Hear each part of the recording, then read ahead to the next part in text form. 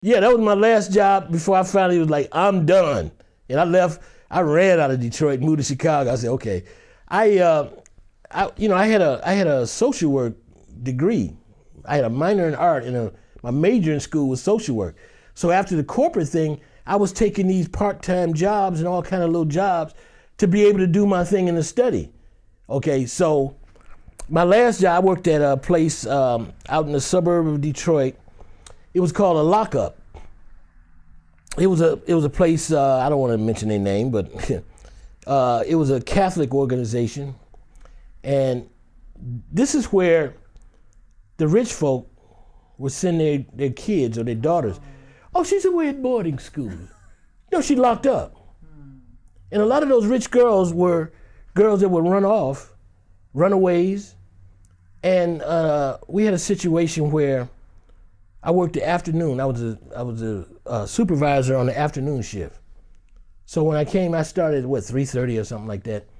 I came into the job, and I pull up in my car, and I got all of these police cars and fire trucks. I'm like, damn, what happened? So I go inside, and the day person, she's, the kids, they fired, and the kids are locked up in the day room. I gotta go. And she throws the thing, the log, and I gotta look, you gotta, log in and everything. It's a state kind of job. So she just throws the book. I'm like, oh, she runs out. So, I'm like, okay. And so the cops are saying, well, they're locked up in the day room, and we're gonna go in and bust it down, and we're gonna do this. And the fireman says, I got these hydraulic hoses. We're gonna hose them. I said, okay, stop. So you can't do that. Well, who are you? I said, I'm the manager. I'm the afternoon manager. You can't do that. Oh, we can do it. I said, no. I said, I'm the legal guardian, state guardian of these girls. You under my jurisdiction, which is everywhere. State, they're here too. You can't do it. Said, I'm gonna go in and talk to them. So they boarded up, got chairs. I said, let me come in the day room, in the rec room. I said, let me come in and talk to you. No, I said, let me come in and talk to you. I promise, I'm just coming in. I went in there for about 15 minutes or so. What's going on? Well, they fired. I said, well, you know what was doing? I said, come on now. You can't get, they called him and they fired him. He was a counselor? He was the night supervisor. See, they had to have somebody there 24 hours a day with him. So he was the one at midnight. All he had to do was just make sure they were okay, and they locked up. They're in rooms, two in a room, with these doors this thick. They didn't have bars. They in doors this thick, where it's like you can't shoot through that or nothing.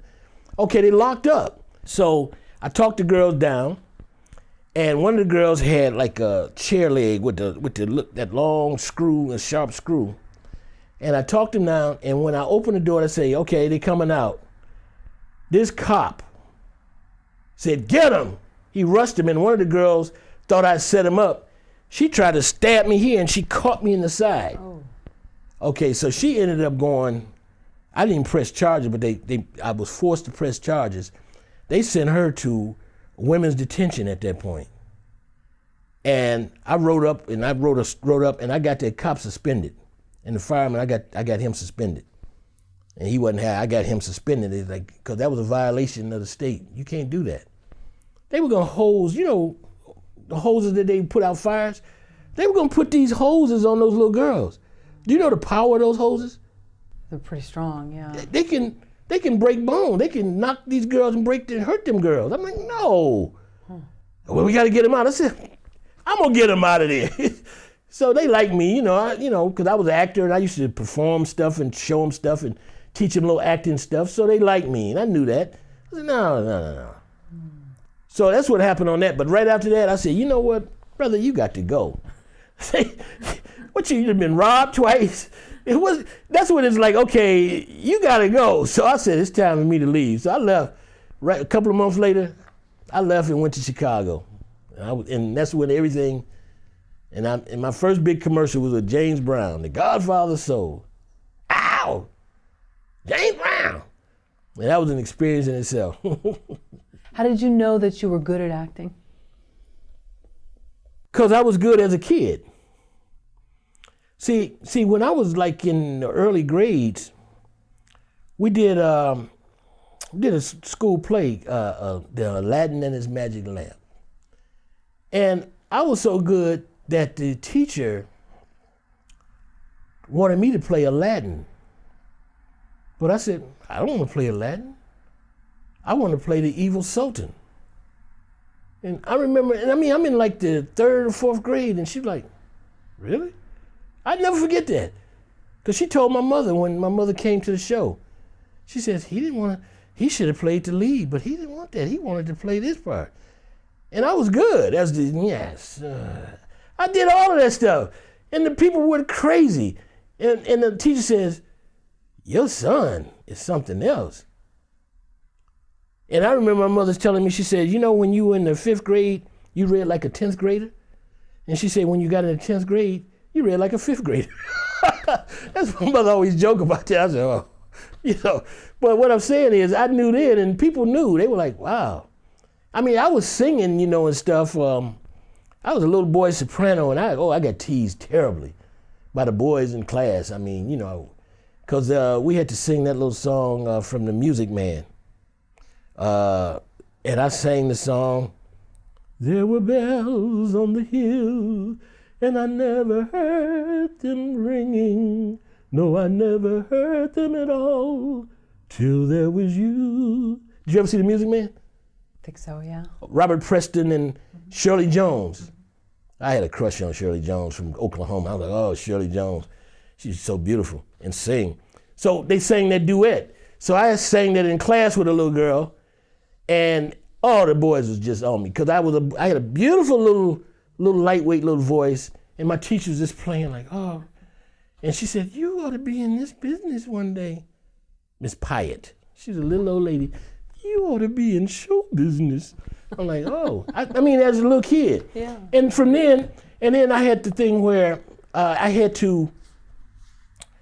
wasn't a bad kid, but I was always in shit. You know, I was always doing stuff.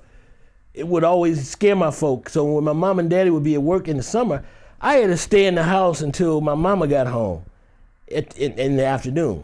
See, my mother was a teacher, so she taught summer school, and summer school let out at like 12, 1 o'clock, you know, because it's not full day, it's half a day. So I would have to stay in the house because I'm like, damn. So, you know, as a little kid, you get up early in the morning. So I would be up, and there was two TV shows that I watched. One was Rita Bell's Prize Movie, which came on at like 8 o'clock in the morning. And Rita Bell was this lady who was an aspiring actress that never made it. And I would watch all of the Hollywood musicals and all of the comedies. She would play those. And then in the afternoon around 12, Bill Kennedy's Showtime. And Bill Kennedy was an actor from Hollywood who never made it. And he would play the cowboy pictures and the gangster movies, which I love. So Humphrey Bogart and James Cagney and John Wayne, the cowboy pictures, I saw all of those. So I would watch these for a couple of years like that. So I became pretty much, and I'm like a movie historian now. I've won 2 game shows, answered movie trivia. And I can tell you almost anything about movies, old movies, I know everything. People are like, wow, how do you know this? I said, because I was watching this stuff. So I even knew then that I wanted to be in this business. I'm like, man, I want to do that. But I never said anything to anybody. So eventually, when I got out of school, I played sports all the way through school. When I got out and I went pro and I didn't make it, I got hurt, and I'm glad I did because that's crazy.